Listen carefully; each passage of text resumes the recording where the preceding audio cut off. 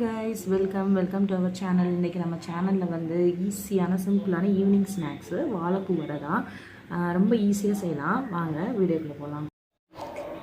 இங்க வந்து தோரம் பருப்பு வந்து 100 கிராம் போட்டுருக்கேன். கடலை பருப்பு வந்து 50 கிராம் போட்டுருக்கேன். இது ரெண்டையும் கழுவி ஊற வச்சிருக்கேன்.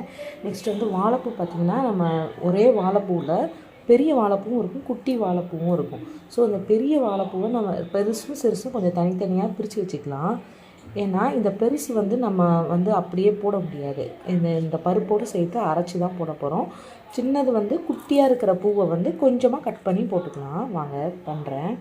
ஃபஸ்ட்டு நான் பெரிய வாழைப்பூ காட்டினேன் இல்லையா, அதை வந்து நம்ம இதில் மிக்ஸி ஜாரில் போட்டு சும்மா திரிக்கிறது மாதிரி திரிச்சிக்கலாம். இந்த மாதிரி தான் திரிக்கும், 1-2 தான் இருக்கும். இப்போ இந்த பருப்பு வந்து தண்ணியெல்லாம் சுத்தமாக கம்ப்ளீட்டாக தண்ணி இல்லாமல் எடுத்து இதில் போட்டுடலாம்.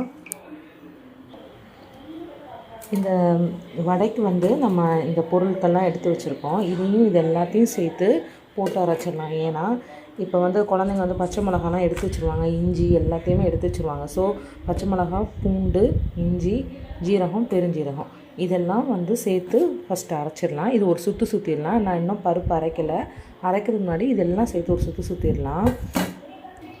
நெக்ஸ்ட்டு மெயினாக கருவேப்பிலையும் நல்ல ஒரு குத்து போட்டு சுற்றிக்கலாம். ஏன்னா அந்த கருவேப்பிலையெல்லாம் கண்டிப்பாக குழந்தைங்க எடுத்து வைப்பாங்க. கருவேப்பிலையும் நம்ம சேர்த்து அரைச்சிக்கலாம். இந்த மாதிரி தான் அரையும். இன்னும் கொஞ்சம் லைட்டாக மட்டும் தண்ணி தொளித்து அரைச்சிக்கோங்க. இந்த பாருங்கள், நான் இவ்வளோ தான் தண்ணி ஊற்றிருக்கேன், இவ்வளோ தான் தண்ணி தொளித்து அரைக்கணும். இப்போ தான் அரைச்சது வந்து வாழைப்பூவோடு நல்ல ஜெல்லாகுது. இன்னும் ஒரு சுற்று மட்டும் அரைச்சிக்கலாம். கொஞ்சம் பார்த்து எடுத்து அரைக்கணும். நான் அரைச்சி எடுத்து வச்சுருக்கேன். இந்த மாதிரி தான் அரைக்கணும், இல்லாட்டா ரொம்ப பிரிஞ்சிட்டு வந்துடும். நம்ம எண்ணெயில் போடுறப்ப வந்து பிரிஞ்சிடும். லைட்டாக நான் ஊற்றின அளவு தான் தண்ணி ஊற்றிருக்கேன். இப்போது இந்த வாழைப்பூ வந்து நம்ம கட் பண்ணியும் நீங்கள் போட்டுக்கலாம். அப்படி இல்லைன்னா கொஞ்சமாக இந்த வாழைப்பூவை இதில் போட்டு ஸ்பின் மட்டும் பண்ணிக்கோங்க.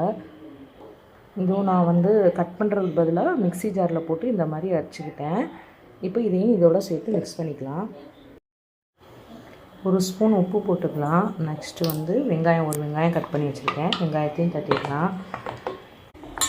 கருவேப்பிலை, சோம்பு எல்லாமே ஃபஸ்ட்டே சேர்த்துட்டோம். அதனால் வெங்காயம் உப்பு மட்டும் இப்போ சேர்த்துக்கிறோம். இந்த மாதிரி உருண்டை போட்டு வச்சுக்கோங்க. வாழைப்பூ வடைக்கு ரொம்ப தட்ட வேண்டாம். ஏன்னா வந்து கொஞ்சம் வாட்டர் கண்டென்ட் இருக்கிறனால ரொம்ப தட்ட வேண்டாம். இந்த அளவுக்கு இப்படி தட்டிக்கோங்க. கையில் வச்சுட்டு இந்த அளவுக்கு தட்டி தான் போட போகிறோம்.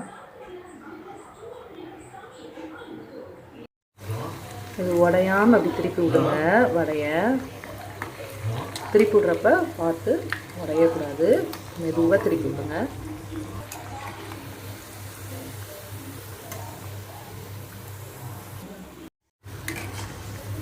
வாழைப்பூ வடை பிரியலைங்க, கரெக்டாக வந்துருச்சு.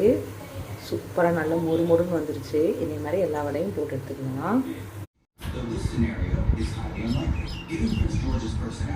It's doubtful he would refuse the throne, especially no wonder he insisted in coming to a இன்னைக்கு ஒரு சூப்பரான வாழைப்பூ ரெசிபி தான் பார்த்துட்டோம்.